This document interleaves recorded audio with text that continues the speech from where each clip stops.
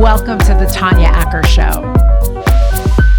If my upcoming interview that you're about to hear and or watch with Shaye Ogbonna, the writer of Fight Night, Million Dollar Heist, it's now streaming on Peacock. If it sounds like you are joining us in the middle of a conversation, it is not you, my friends, it is me. We were just chatting before I actually started the interview, and the chat was interesting, and I thought I'd share it with you. This is The Art of Deciding with Tanya Acker. I'm Tanya Acker, and you are about to hear from Shaye Ogbonna, writer of Fight Night, Million Dollar Heist. Incredible, incredible show, now streaming. You should watch it. Thanks for being here.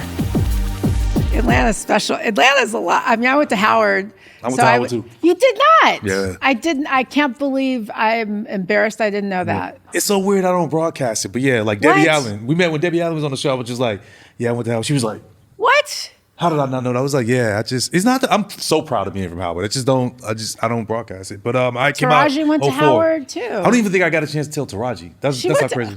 Oh my God. And I meant to tell Taraji. So I meant to tell her, but we was like, you get caught up in work. And I forgot to tell her. But yeah, I don't even think I told Taraji I went to Howard. I have a show idea I'll pitch you. Oh, I'm obsessed with history. And okay, here we go. You know what? While she's doing it, it takes me 5 minutes. Have you heard of Robert Smalls? Why is that name? Why am I blanking on that? He was born enslaved. Uh-huh. He commandeered a Confederate battleship.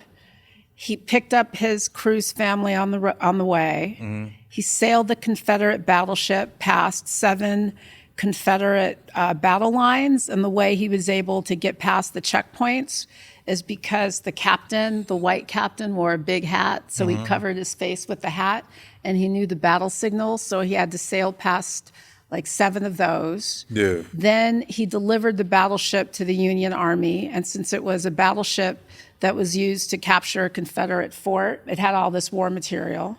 Then at the end of the Civil War, he served in the state legislature and in Congress. Then he bought his former master's house because he ran out of money. Don't you want to make that movie? I said, yes, of course you want to make that. What's so crazy about Did you get that? Are we rolling? It's so many. Well, I didn't say I was making. Let me just be clear. I'm saying why. Like it makes me think about Fight Night in terms of like all these amazing. It's so many like amazing stories. The stories that we were fed, that I was fed as a kid, were these stories of like trauma, and which there's trauma in that story, but you don't ever get the aspirational aspects.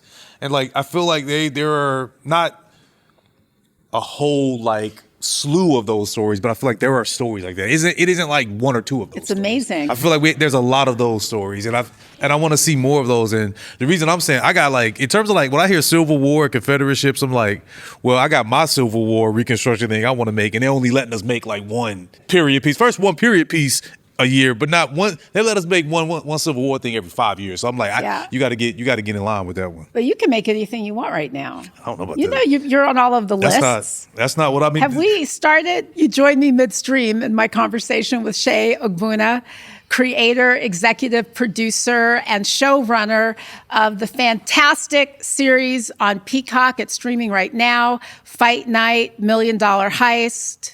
Welcome, Shaye. I know we already started talking, but this is an official welcome. Thank you. No, thank you. Thanks for having me. So I have to say that I binged this series. It actually helped fill the void in my life that was gone when House of the Dragon was over. Like I needed something to like grab onto like that. That's how I praise. And it was just, congratulations. You told a story that really happened, and as they say, truth is often stranger than fiction, but she told it like so vividly and emotionally. So just well done. Congratulations. Are you excited about all of the acclaim that the series has engendered? Of course, yeah, I'm excited, but I'm excited for the people at the heart of it, the people who the story is about, the community, Atlanta, my collaborators, who it really was a beautiful experience just making this. I think we took a lot of the essence of what really happened and we took it on set every day. So I couldn't be more proud of a project in every aspect. Like I'm just like, I'm blessed and lucky to have had the opportunity to make this show. I saw an interview with you where you said that part of your decision to make this series and to tell this story was because it brought together so many things that are important to you. History, dynamic characters, and there was something you said that really stood out to me, is that you pointed out that you have a desire, and these were your words, to tell elevated stories with marginalized characters. Yeah. Describe that. Like, what's an elevated story? What does that mean to you? Elevated is such I feel like it's a word that gets even stigmatized in a lot of ways. Like you hear that in like culinary, conversations, and sometimes it can be like misused. But what I mean is like, in terms of like mainstream genre storytelling, like I grew up watching stuff like, Rocky, or I grew up watching stuff like RoboCop, or like Goodfellas, or Steel Magnolias, or Waiting to Exhale. All of these you went to go see in a multiplex or a movie theater, but they're all different genres and have different. To me, that's like mainstream movies. Like, to me, Waiting to Exhale was like, that is a mainstream movie. You switch out Whitney Houston and Angela Bassett, put Meryl Streep and all them, they getting Oscars. You know what I mean? So for me, it was just like, I grew up, that was my soul food. That was what I was weaned on. So for me, that is a legacy that I am trying to continue with the storytelling that I'm doing today. So yeah, absolutely. What really comes out in this story and the way you tell the story is that, like, even the characters who are, the bad guys, like the ones like pulling guns on people, which is just about like a lot of the characters in the movie. But, they're like, always, like when you're telling a story like this, there's some people who seem like meaner than the other people. And even the folks, like one of the guys, and for people who don't know the story, you got to watch the series, but it's a true story based on a real heist that took place after Muhammad Ali's comeback fight in Atlanta. Muhammad Ali had been banned from fighting because he didn't serve in the Vietnam War. Atlanta was the only place, I think, that would give him a license to have the fight. Ironically, yes. So he has this big fight in Atlanta, and a local character named Chicken Man, played by Kevin Hart in the series, organizes what is intended to be a big to-do with lots of fancy black folks, and the rest is the story. Watch the series. But in the course of it, there's a heist, and there are some people who, some of these folks are mean, but even like one of the really mean guys, the guy who's like always talking back, the guy who seems like he's got a really like sticky, itchy trigger finger, when it comes time to stand up for that kid, or when it comes time to like, try to do the right thing, like you see him struggling with the decision. Like everyone is so multi-dimensional. That's felt deliberate. It seemed to me that was a deliberate choice you were making. Yeah, I mean, for me, it's just, again, the way I was raised up as a writer and as a creative, and really as a man, as a black man, is, you start with humanity. With every character. Every character is a human being. I'm not judgmental of my characters. I'm not a judgmental person in general, and I'm definitely not judgmental of the characters that I create. So in order for me to really like delve into the complex storytelling that I want to delve into, then I can't be that way with them. So that means in the real world, bad people do good things, and some good people across do every bad culture, things. every community, it's everybody. Universal. And also, we all got. There's things that are universal. You know what I mean? We all got, fathers and dads. They may not be in our lives, but we all have universal experiences. And for me, it's very important to tell these stories that, like, when I talk about elevated stories and centering marginalized people, it's like, these are American stories that you can actually identify with and connect with, and probably if you've lived that, but it's just told from a perspective that you haven't seen before, which I think sometimes deepens it and makes it a fresher and more interesting and dynamic experience. So that's always where I come from. Like, it always comes from, it's let's start at the human kind of base level of who these people are. And also, like, I actually learned, and it was validated to me because I actually had connections. I found connections to people, specifically people that you would consider to be bad people in this world. I found connections in my own personal life. And to me, I always looked at it as, these are people that are of a community, but specifically my community. And I had a duty to tell that story responsibly. I think that what you said about how people who may be, people who've done bad things can also do good things. Yeah. We kind of, you see that across every community. It's really powerful in the Kevin Hart character who plays Chicken Man, who, by his own admission, has done some shady stuff, but the whole point of this event is he's trying to find a way to be legit. Yeah. He wants to take the shady gains and turn it into a legitimate business, which is really kind of a universal story. I think that you defy the stereotype of, the person who's just wants to live a life on the edge just because, they love being on the edge. You really, you dug so much deeper than that. I think something else that's really fascinating is how you explore relationships within the Black community. And you really see that a lot through the Muhammad Ali character and the Don Cheadle character. So Don Cheadle plays Detective Hudson, who's been assigned to protect Muhammad Ali because there have been a lot of death threats against Muhammad Ali down in Atlanta since he hadn't gone to the war. And a lot of people were unhappy about the decision to grant the fighting license. So Don Cheadle plays the detective who has to essentially be his bodyguard. But there's such a tension because from time to time, you'll see Muhammad Ali kind of poking fun at him, calling him Detective Mayberry. And so there's that kind of tension between, I guess the best common analog is what they say are the respectability politics and the politics of revolution. Talk about that a little bit and how you explore that in this movie. Yeah, I'm so lucky to have grown up where I've grown up and in the time I've grown up and have a love for history, and that I got a opportunity to see different and experience different kind of perspectives of Black thought in terms of political. A lot of Black people, specifically Southern Black people, tend to be more conservative. Indeed. And so J.D. Hudson was of that community, and I have relatives and people a generation above me that are a product of that conservative, religious upbringing of service and sacrifice. And I wanted to explore. You don't really see that. You definitely see I guess you see, I don't want to say exploited, but you see the Hollywoodized version of the Black militant thought of that period. I wanted to kind of break down the sacrifice of what it actually meant to be a Black militant at that time, the human sacrifice, in addition to something we don't also see, which is this other side of this Black man who was a cop and a servant, and he believes in serving a country that actually probably doesn't really want him there. And how you put these two men in this, first of all, you put two men like that in a situation in any story, that's beautiful for me. Make that man Muhammad Ali and J.D. Hudson one of the first Black men to be a policeman in Atlanta.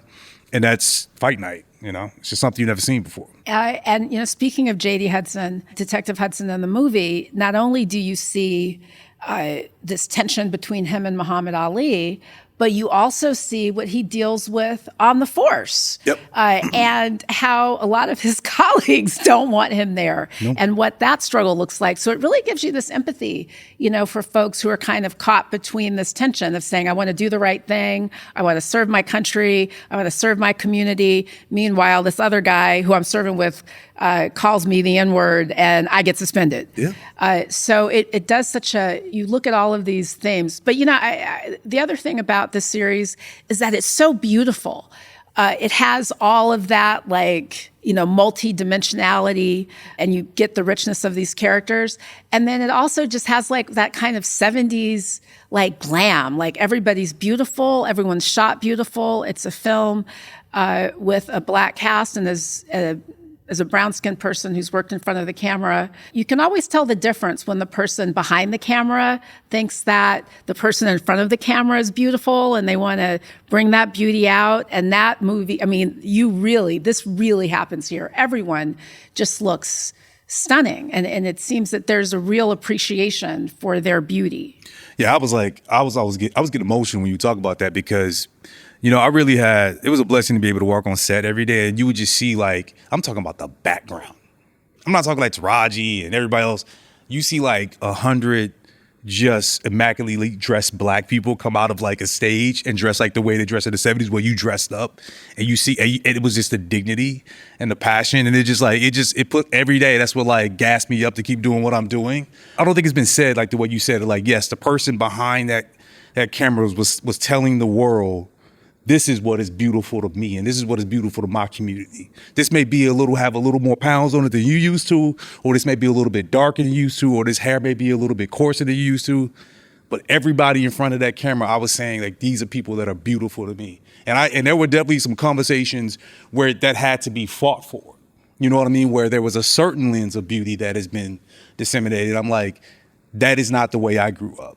And if I'm going to be working on this is going to be reflective of my experience. I think that the world is generally now doing a better job of accepting different types of beauty, and different communities are. But certainly in this movie, there are people who have body types and looks that have not traditionally been celebrated. And as you watch them in this series, they look beautiful, they act beautiful, their characters are treated as if they're beautiful. It's not like sort of like a, funky stereotype. Their characters are treated as if they are beautiful. And I think that comes across in such a powerful way. And I actually got chills when you said what you just did.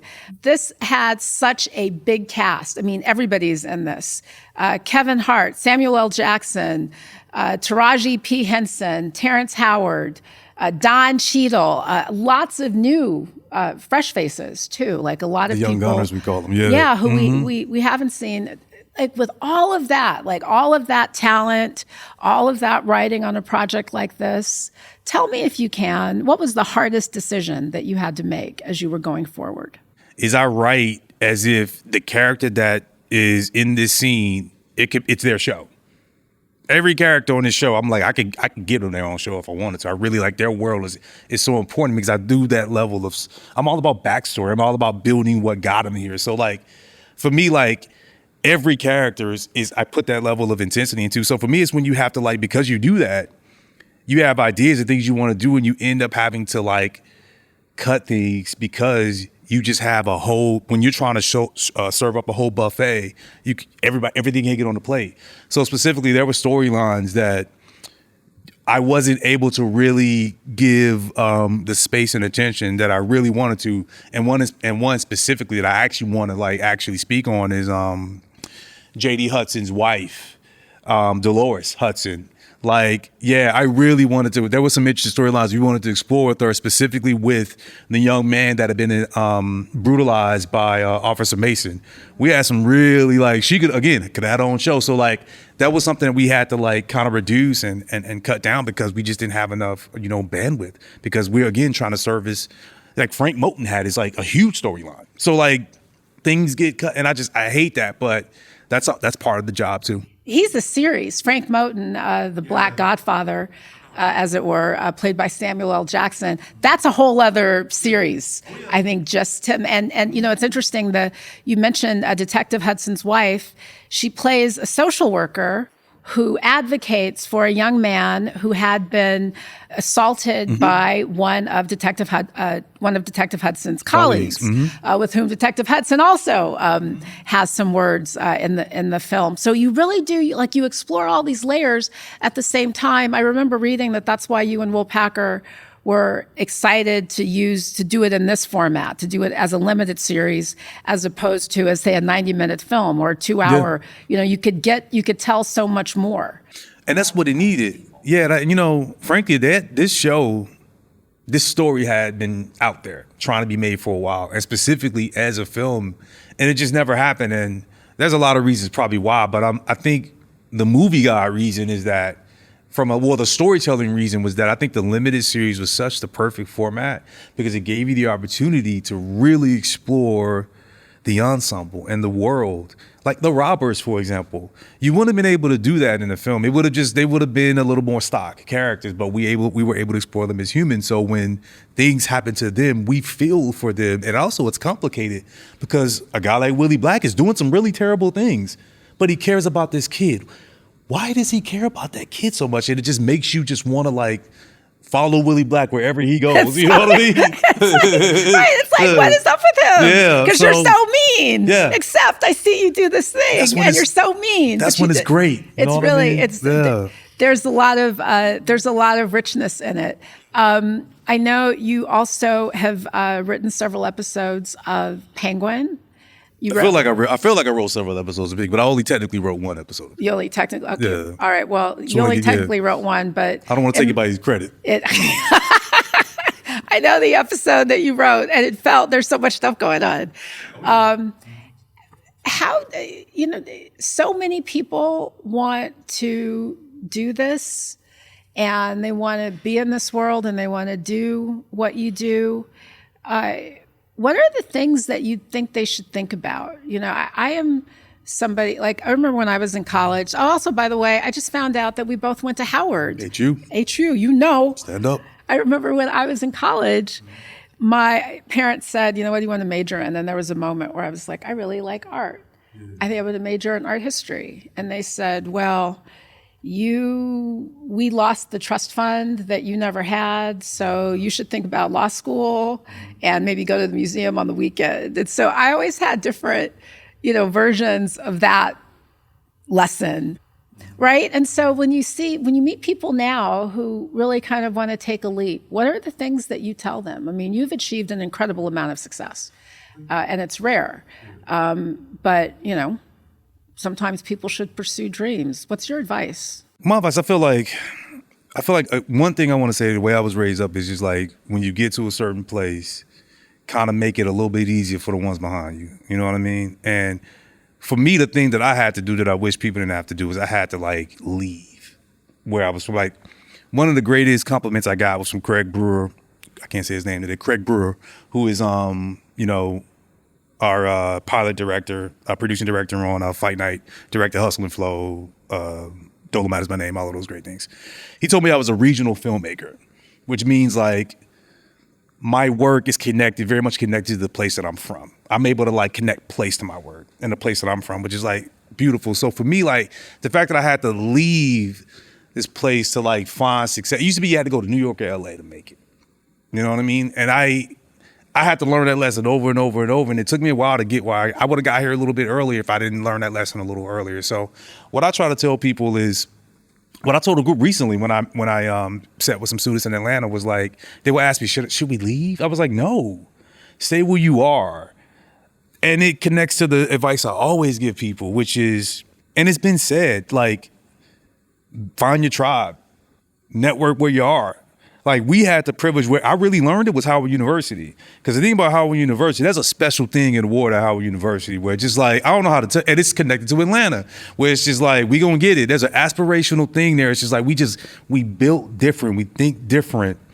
I don't know if it's W.E.B. Du Bois or something got in there, and it's just we just got this thing where it's not about being a king or a queen. We just feel like we're Kennedys too. You know what I mean? I don't know how else to describe it, but not in a way of just we're affluent, but we have as much right to the American dream. We can build legacies. We can do these things. That's just the way. And so for me, I try to I got so much on the tangent, I lost my train of thought. But I try to what I try to tell people, I learned that at Howard University, and what I try to tell people is find wherever you are, whether you're at film school or undergraduate, or you're in some type of cohort or community, find your people there, and you can. It takes a lot of people to do these things, to make these shows, to make podcasts, and find those people and start making things, and just continue to do that, and you'll be surprised at how much value that gives you in the marketplace, especially now, because I feel like it's so easy. It's a lot easier to make something and get it seen than it was when I started at Howard back in the day. So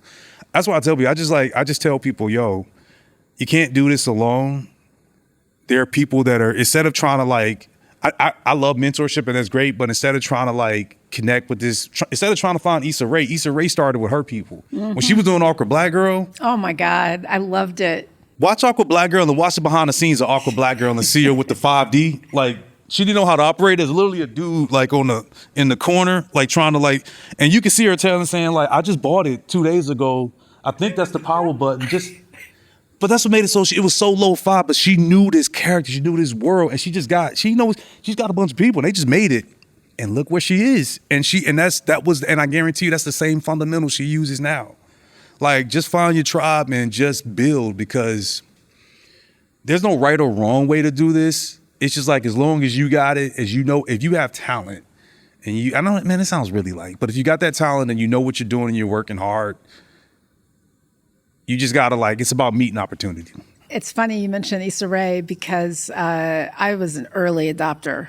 I loved that web series, and she really did there the same thing that we were talking about in Fight Night. Like, she showed such love for the community. Like, she loved those spaces.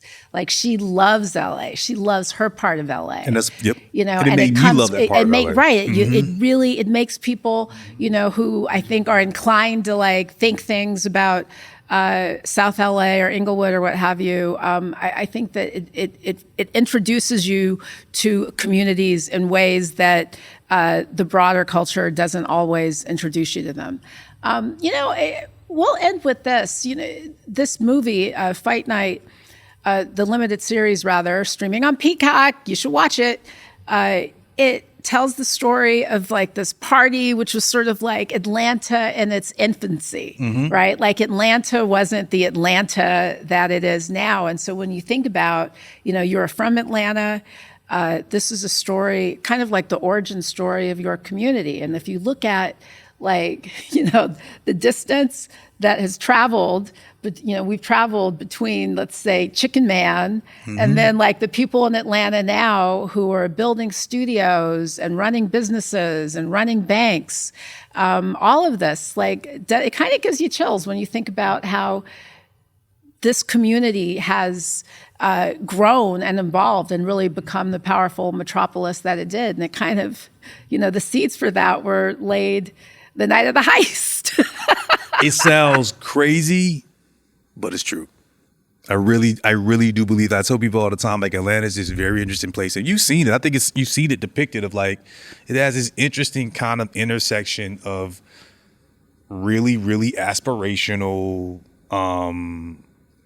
religious, conservative, and then it's just hood and street. You know what I mean? It's just on the same night. We can really we dream. We're dreamers, but we're also hustlers in a lot of ways. So on this night where you have this amazing fight, of course there's going to be a party, and of course somebody's going to get robbed, because that's kind of what happens in Atlanta. You know what I mean? It's just gotta. So it was really beautiful, and yes, it really to me is the origin story for me of the modern Atlanta we know today.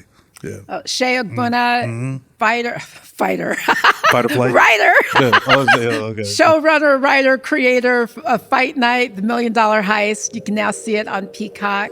Thank you, Shaye, for being here. This was a lot of fun. Oh, of course. Thank you for having me.